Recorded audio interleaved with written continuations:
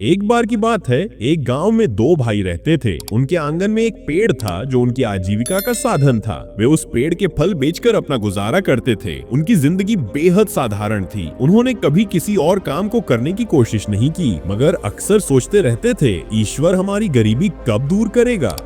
एक दिन उनका बचपन का पुराना मित्र जो उनके साथ स्कूल में पढ़ता था, गांव में आया। वह रात को उनके घर रुका। उसने देखा कि उनके घर खाने का इंतजाम मुश्किल से दो लोगों के लिए था। यह देखकर बड़ा भाई बहाना बनाकर बोला, आज मेरा व्रत है। मित्र ने उनकी यह स्थिति देखी, लेकिन कुछ नहीं कहा। उसने खाना खाया और रात भर सोचता रहा कि ऐसा क्या करे जिससे इनकी गरीबी दूर हो जाए। सुबह होते ही वह मित्र बिना कुछ कहे चुपचाप चला गया, लेकिन जाते जाते उसने वह पेड़ काट दिया जो दोनों भाइयों की आजीविका का एकमात्र साधन था। पूरे गांव में शोर मच गया। लोग तरह तरह की बातें करने लगे।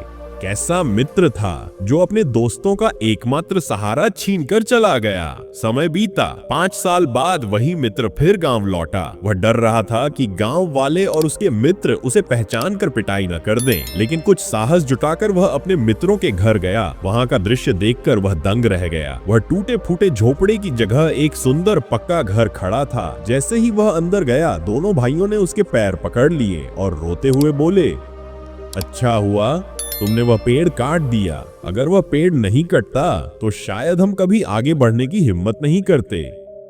पेड़ कटने के बाद उनकी आजीविका खत्म हो गई थी। मजबूर होकर उन्होंने काम की तलाश शुरू की। बड़े भाई को गांव के सरपंच के यहाँ छोटे मोटे काम करने की नौकरी मिली। एक दिन सरपंच की पत्नी ने कहा कि उनके बच्चों को पढ़ाने वाला कोई नहीं है। बड़े भाई ने हिम्मत जुटाकर कहा, मैं 10वीं पास हूँ, मैं पढ़ा सकता हूँ। धीरे धीरे वो बच्चों को पढ़ाने लगा। जब बच्चे उसे मास्टर जी कहकर पुकारते तो उसे गर्व महसूस होता। धीरे धीरे उसका नाम गाँव में फैलने लगा। पैसा और सम्मान बढ़ा और फिर उसकी शादी पास के गांव की एक पढ़ी लिखी लड़की से हो गई। पत्नी ने उसे आगे पढ़ाई करने के लिए प्रेरित किया। अब वह 12वीं की परीक्षा की तैयारी कर रहा था और स्कूल में बच्चों को पढ़ाता था। दूसरे भाई की नौकरी एक ढाबे पर लग गई। वहां उसने खाना बनाना सीखा और धीरे धीरे ढाबे का प्रमुख रसोइया बन गया। अब गाँव और आसपास के क्षेत्रों में किसी भी कार्यक्रम में उसे खाना बनाने का निमंत्रण दिया जाता। दोनों भाइयों ने 5 सालों में इतनी तरक्की कर ली जितनी शायद उस पेड़ के रहते कभी नहीं कर पाते। कहानी का संदेश,